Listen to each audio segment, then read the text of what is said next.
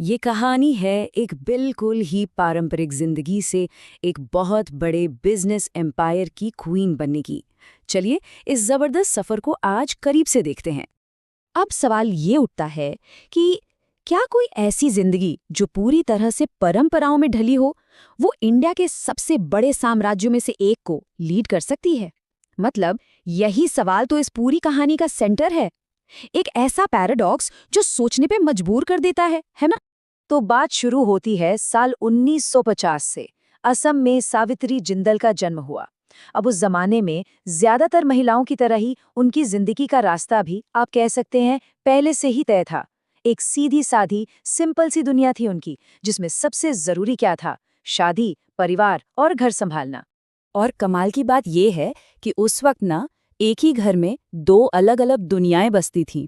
एक तरफ थे ओपी जिंदल साहब, जो स्टील, पावर, इंफ्रास्ट्रक्चर का एक बहुत ही बड़ा एम्पायर खड़ा कर रहे थे। और वहीं दूसरी तरफ सावित्री जिंदल जी थीं, जिनका पूरा फोकस पूरी दुनिया क्या थी? उनका परिवार, उनका घर और अपने 9 बच्चों की परवरिश, उन्हें अच्छे संस्कार देना। बिजनेस की दुनिया से तो उनका दूर दूर तक कोई लेना देना ही नहीं था। वो कहते हैं ना कि हर कामयाब आदमी के पीछे एक औरत का हाथ होता है। बस सावित्री जी कई सालों तक जिंदल एम्पायर के पीछे की वही साइलेंट स्ट्रेंथ थी।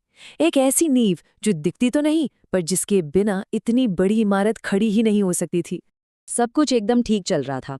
कई साल आराम से बीत गए, जिंदगी अपने ढर्रे पर थी। लेकिन फिर आया साल 2005। एक ऐसा साल, एक ऐसा लम्हा जिसने सब कुछ हमेशा हमेशा के लिए बदल कर रख दिया। एक भयानक हेलीकॉप्टर क्रैश जिसमें ओपी जिंदल साहब का अचानक निधन हो गया। सोचिए, एक ही पल में परिवार से उनका मुखिया चला गया और इतने बड़े एम्पायर से उसका लीडर। हर तरफ बस एक सन्नाटा था, एक खालीपन और ये सवाल कि अब आगे क्या होगा। और इस पूरी उथल-पुथल, इस मुश्किल घड़ी के बीच में कौन था? सावित्री जिंदल, जिनके पास बिजनेस का एक्सपीरियंस कितना था? ज़ीरो, बिल्कुल ज़ीरो। उन्होंने तो कभी फैक्ट्री तक में कदम नहीं रखा था। और अब अचानक उनके कंधों पर पूरे एम्पायर को संभालने की जिम्मेदारी आ गई थी। अब देखिए, ऐसे हालात में कोई भी होता तो शायद घबरा जाता, पीछे हट जाता। लेकिन सावित्री जिंदल ने वो किया जिसकी किसी ने कल्पना भी नहीं की थी। वो आगे आईं, उन्होंने उस मुश्किल का सामना किया और एक बहुत बड़ा फैसला लिया। उन्होंने जिंदल ग्रुप की चेयरपर्सन का पद संभाला।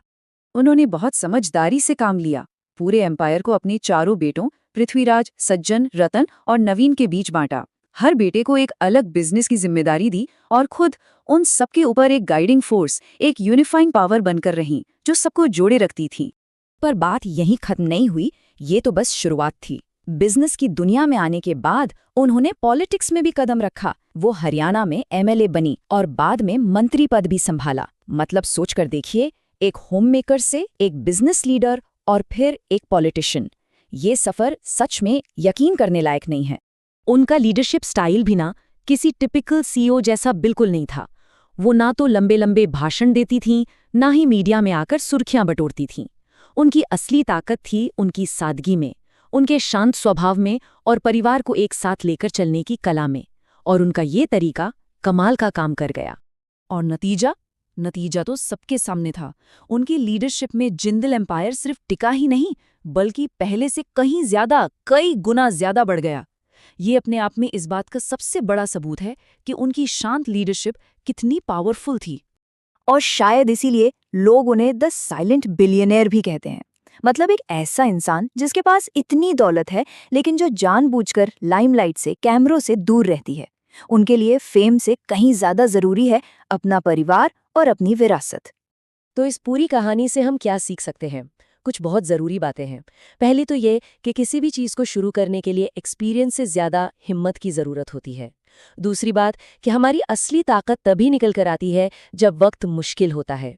और सबसे बड़ी बात कि कामयाबी हमेशा शोर नहीं मचाती, कभी कभी वो बहुत खामोशी से अपना काम करती है। उनकी कहानी एक बात याद दिलाती है कि कई बार दुनिया के सबसे मजबूत लोग वो निकलते हैं जिन्होंने कभी मजबूत बनने का प्लान ही नहीं बनाया होता। बस जिंदगी जब उन पर कोई बड़ी जिम्मेदारी डालती है ना, तो उससे भागते नहीं हैं, वो उसका सामना करते हैं। और ये कहानी आखिर में एक सवाल भी छोड़ जाती है। हमारे अंदर ऐसी कौन सी छिपी हुई ताकतें होती हैं जो हमें तभी पता चलती हैं जब जिंदगी हमारा इम्तिहान लेती है।